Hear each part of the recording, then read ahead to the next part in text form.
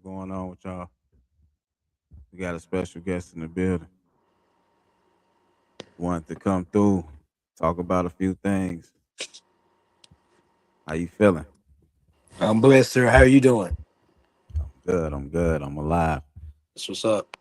Yeah, man. So, what's going on? I know yesterday you wanted to come on the show, talk about a few things. Yeah, just had a little technical problems and just want to kind of touch on a couple things that that I saw yesterday as far as the topics that you had submitted. Don't want to expound too much. Just had some thoughts on it. So yeah, it's interesting. So whichever one of the four you want to start, hey, let's go ahead and rock it. All right, cool. Okay, we can start on the Dr. Fauci. How you feel about that? Wow. I think this is kind of the fallout from the COVID epidemic. I think they're finding out a lot of things that were taken for granted at the time have been misconstrued, and there was a lot of misinformation. Um, I don't think this is going to be end well for him. He pled the fifth, and the thing is, a lot of people think, well, if you plead the fifth, that somehow absolves you of having to answer. With he may face contempt charges for that. So I think that as far as what he said and what he did and all the facts have yet to come out yet, but I think him up there testifying was an effort to get to the truth about some things and things like that. But him pleading the fifth, it's common. It's a legal practice. He's entitled to do it in terms of his due process. But I think this a story that's going to go a lot deeper than what we realize. I think a lot of things are going to come out, so we just have to be patient and wait for everything to come to fruition before we really make a decision. Okay, okay. All right. So, what about the Texas freezing 1,800 AI data center projects to protect the power grid? Well, the thing is, the power grid and that kind of infrastructure, as far as the U.S. and especially me being in Texas, is because I know, especially during the wintertime, we have a lot of problems out of the grid. It needs to be upgraded and fortified anyway. So it needs to be done because the reality about data centers is this. I worked at one when I was 25, no, 23. So I know how they operate. I know they are noisy. They do demand a lot of water because they have to have redundancy in their cooling systems and glycol. So it's a lot of strain on the water system. But you have to allow for that if you're going to use AI. You're going to have to allow for the infrastructure if you're going to use the internet. And we're such a heavy data usage society. You got to have the infrastructure. So what I propose is regulations as far as where data centers can be built. There should be environmental protections in there. In terms of just people whining and complaining about it, and actually data centers can actually benefit communities they're in because they can lower electricity rates. Because most data centers, at least the one I was involved in, and all those that I know of, they actually sell surplus energy back to the electric companies. So if you can leverage that, where it can actually cause a reduction in the electrical cost, then that's another benefit. But I do understand the environmental implications. I just think they can be afforded in a certain way that would be beneficial because you're not going to be able to use AI or the internet with the kind of strain that we have on it in terms of bandwidth. It's not an unlimited resources, but if you don't have those data centers and the infrastructure to facilitate what you want to do, you're going to lose. And what you don't want is data centers being outsourced to foreign countries, because not only is it an economic loss, it could be a possible security loss as well. So I understand the environmental implications, but that can be afforded and compromised and dealt with to make it to where, hey, we can still have our data centers, but we can still take care of the environment as much as we can. It just kills me. A lot of these people that are whining about the environment are the type that'll drive their huge SUV 20 miles to get a case of bottled water and things that don't break down. So I think a lot of it is because Elon Musk is trying to put the data center in my hometown of Memphis. Of course, those idiots are fighting that for some reason,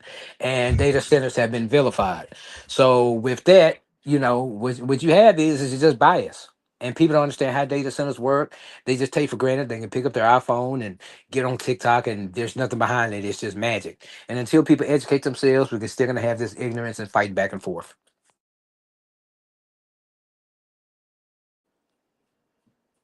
So we'll see.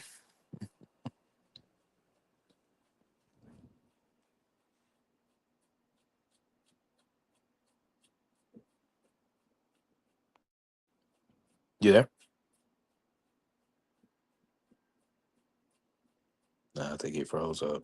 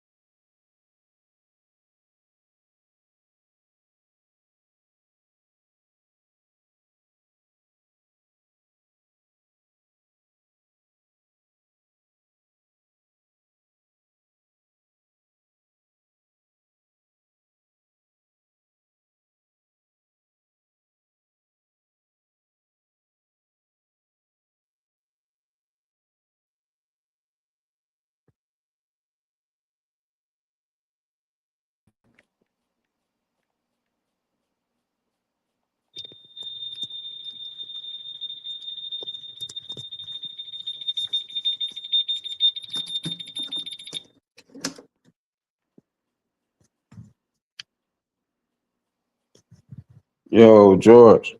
Yeah, can you hear me? Okay. Yeah, yeah, man. We had to bring it. We had to. Oh, okay. Something was going up, man. So, yeah, what you were saying about the data centers? Man, I was just saying, I think they're necessary. They're gonna be needed.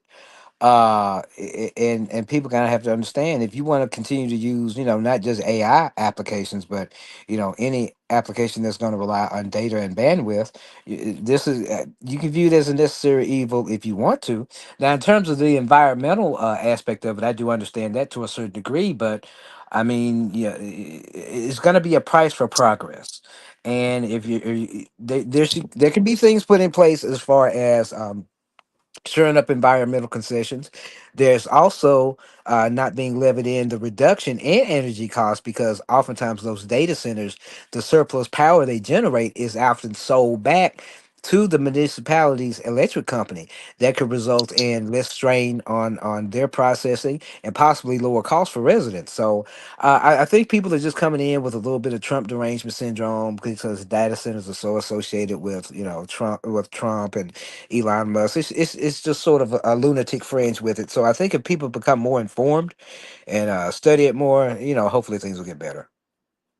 Okay, then what I was gonna say, the last one. Okay, I really wanted to touch on this one with you. I know you're gonna have a whole lot to say, but what about um, what about the situation that happened to the young lady in Memphis, the hanging. Which She one? was found hanging from a tree. They went in Mississippi. What I Mississippi. heard I'm was that, sorry, yeah, Mississippi. I'm it's sorry. all right. What I It's heard right here. was that, yeah, right now, my last, uh, I heard that it's basically being investigated. She was found, hanged behind an abandoned house. Here's the thing on that. It's like I've been saying, anytime something like this happens, I think people need to not jump to conclusions, not rush to anything.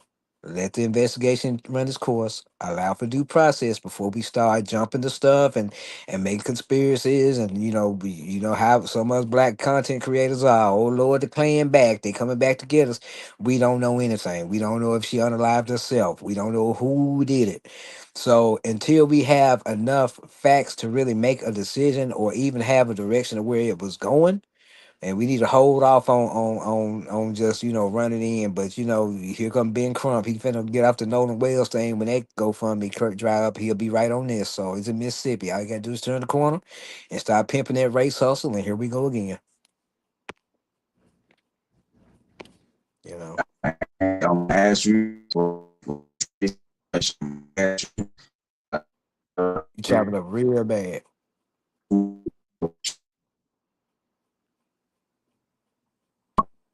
I know you real analytical with your wordplay. Do you Right. do you believe it's foul play? Do you believe it's I foul don't. play with this case? I mean, we don't have enough evidence to say anything just yet. We can't say. I mean, it's like people now are so impatient and so wanting to be first on social media and just take something they heard in 5 minutes. They going live talking about it. We don't have any details. They haven't released any official evidence yet for you to say anything. Now, all these people jumping to these conclusions, talking about it's Trump fault and all that. If it turns out she unalived herself, then what you gonna say? Then you end up looking stupid. So that's why I will always leave it on waiting a little bit. If evidence comes out and people want to talk about the progression of the release of the evidence and how the case is playing out, there's one thing, but it's just man, black folks, we got to stop just jumping out and just. It's too much going on for us to keep jumping on every case with an assumption without seeing it play out. Look at the Carmelo Anthony thing. I said back then when you had people on TV, three, four, five random people talking about they saw the video and he was getting jumped and kicked and all that, and we turned out none of that was true. So we need to be more diligent and less speculative and just wait on things to play out before we start getting on there spreading stuff. You got to understand, you know. She's got a family involved, and it's got to be hard on them when they go on social media and hear all these things said, and there may be things going on that they don't know about yet. So just slow up, pump your brakes. Let's get the evidence. Let's make sure we are there for the family. I hope they got a GoFundMe out there to cover any costs that they may have incurred. Let's worry about supporting them right now, and then in due time, let evidence play out before we go ahead and make a judgment. Okay, okay, all right. I agree with you. I agree with you for the most part, but I don't believe she hung herself. I'm gonna be Yeah, honest with we you. yeah yeah we don't know. We don't know. We But don't know. I mean, we have no idea until we hear some evidence. Until we hear some context. Man, we just pissing in the wind, guessing on stuff. We just making up stuff. We playing Law and Order. We watch Law and Order for 20, 45 years, and we think everything gonna be solved in an hour, and all the evidence gonna be transparent, and we all think we amateur detectives, but most of us don't know shit. So it's like let's just wait and see what's going on. Be patient, whether she unalived herself or not. Let's not go in and start, saying stuff and being irresponsible because there's a family that still has to live in that. right, And right, and that's what I want to say. Condolences to the family, yeah, though. No condolences to matter the what, family. because they from all the way from Kentucky, and this Right. happened in Mississippi. So Right. And the thing is, I'm a person that I've experienced a very, very, very public unaliving of a close relative. And when that stuff plays out in the media, man, it tear their family up because the family can't even grieve because every time they turn around, they got people speculating on what happened, spreading untruths. And that really protracts their grieving process and makes it harder. So I hope in instances where these things happen and people don't get online and start with their little cockamamie theories and all this kind of stuff because that's affecting the family's grieving. And you can say, well, stay offline, but that's not going to happen. So I can tell you personally, especially when it's kids involved. Man, it makes it so much harder. So I wish when things happen, folks kind of shut the hell up and let things kind of go for a while. Okay, okay, you got it, you got it. But Mhm. last question I want to ask you, you know, this real like current in your, you know, your situation, everything you doing, far as coming on platforms.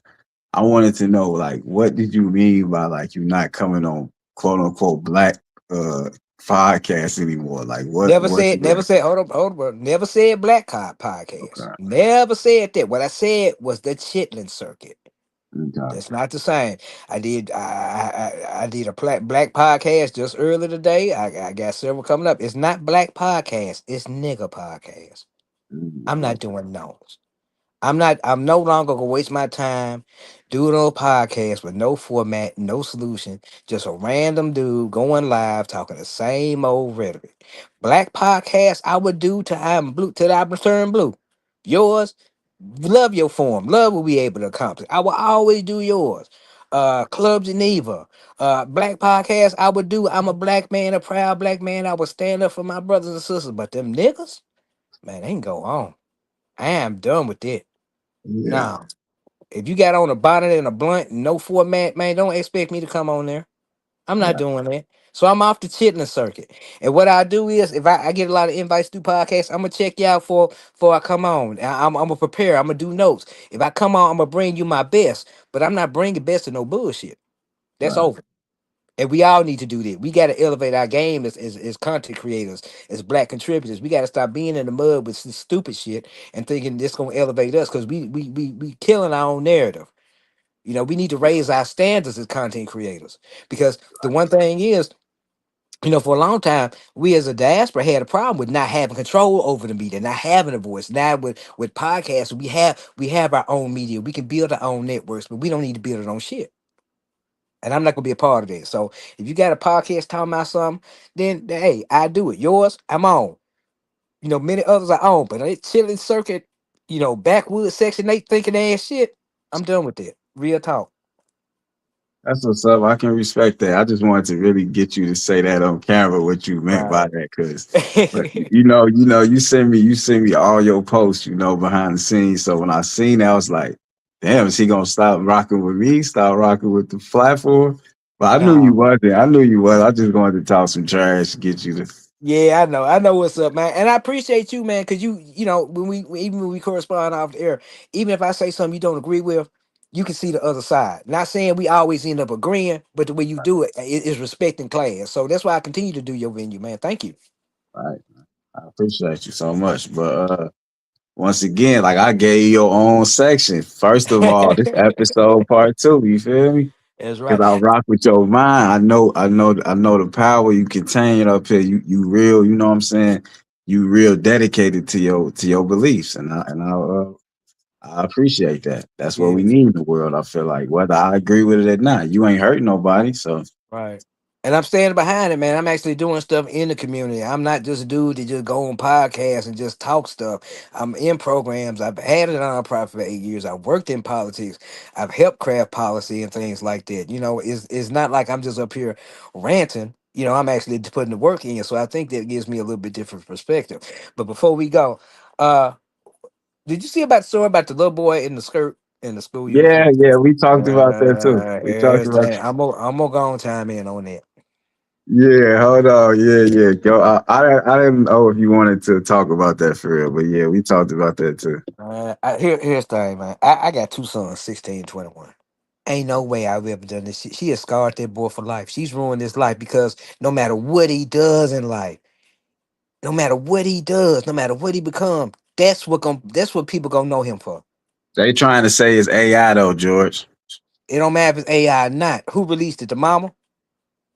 Yeah, so I'm one of the parents. Yeah. They need, man. CPS need to watch them folks, man. I ain't even being hyperbolic. I'm just telling you, you do something like that to your son, man. The father can't be around. Then he got his hand on his hips though. Yeah, I mean that boy through. Man, imagine his school life now. You did that because you want to push some agenda to make you feel good, man. If you want a little girl, man, gonna pop out another one with the other 10 you already get, man. Don't do that boy like that. Don't Yeah, put that on him. Like now it's on him. AI or not, people not gonna make that have that discernment.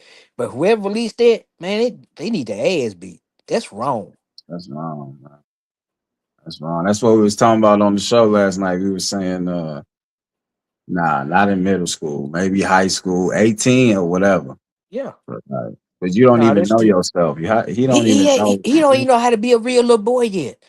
He don't even, he's at that age. He still, he should be out there playing in mud, and riding bikes, and getting in fights and doing, being a little boy, man. Look at that, man. Come on. And then you People, put a picture of your son out there like that, knowing it's all kind of sick folks. That boy's image probably gonna be ain't no telling what's going on. yeah, So it's just people don't think. I don't everybody with a uterus ain't meant to be a mother. I don't know what that was. There's some sick, disgusting, reprehensible stuff, and that's wrong. So man, I don't know. You do something like that in my eyes, you need to be investigated, man. That's not normal. yeah, that should be like what, child abuse, right? That is. That's child exploitation and child neglect. And if I don't hear about her being investigated, I'm gonna be like, I don't know what's going on in this world. Black folks didn't do shit like this, man.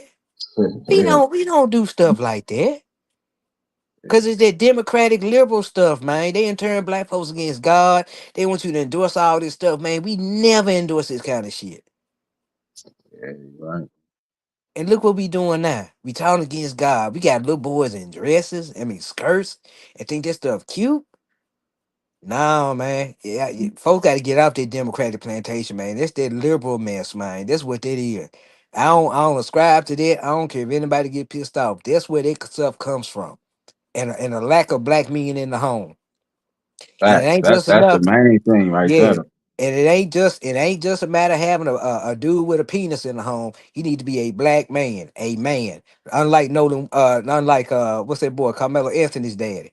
We got some Oh, weak, shit. soft ass Hold on, dudes don't be out here throwing popping off. shots. Yeah, we got these weak, soft ass dudes. If that dude daddy need to be, he need to do something, or he to just go and get on out the way. Cause I, as a father and as a man, not even as a black man, but as a man, what the hell we doing, man? And that's all I got to say on that. I'm gonna pray for that young man. I'm gonna pray for his ignorant ass mama, but something need to be done. We can't do this. We definitely can't. But before we get out of here, let them know where to find you, what you got coming up, and everything like that. All right. Well, working on some programs in my role as city president with Turning Point USA. Got some meeting with some dignitaries coming up. Some programs I'm hoping to launch. Between now and the end of the year. I got my book, The Meta Papers. It's a philosophical memoir. It's on Barnes and Nobles and on Apple Books. It's called The Meta Papers: Writings for No One and Everyone by George P. Brooks. I've written several essays. You can follow everything I'm doing on my Facebook under George P. Brooks. Every the last Monday every month, I do a men's roundtable with Lonnie Middlebrooks. At the end of Monday every month, she's a great advocate for men. One of the few women, probably one of the only women I ever met that can actually do that role in a way that's really effective in terms Yeah. of dealing with men Also, being hold on. I don't mean to cut you off, George. Let her, because I'm about to be a part of that book she's putting together right. about Yeah. the man. So let them know about that a little bit.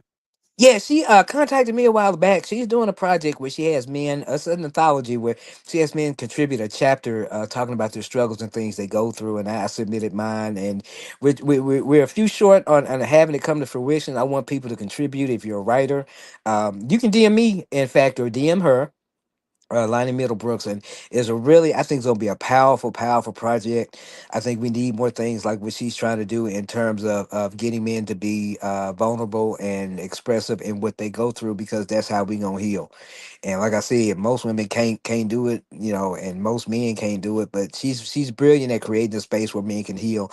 And if you join us on the last Monday every month, if you in there, the vibe is very good and conducive to healing. So I encourage people to support her efforts. And also, I'm just working on a bunch of other things, trying to plan public speaking tour for next year, doing my work in the conservative community, working with my nonprofit Meta Association, seeking donations for that so we can do some transitional housing. So I'm pretty busy, but I appreciate people that support my real work and don't get all hung up on things I say and look at what I really do. So I want to thank you, brother. Salute to you for supporting me and us as black men being more fraternal and hopefully we can improve our situation by doing so. All right. Once again, I appreciate you. This is episode 2. First of all, I usually sit in the background, but I just came on camera for this one. So I appreciate you, George. Much love. Till next time. Whenever you want to do the next episode, let me know. It's all good. All right, so I'll be in touch, and thank you everybody for tuning in, and y'all stay blessed. All right. Appreciate All you. right. All right.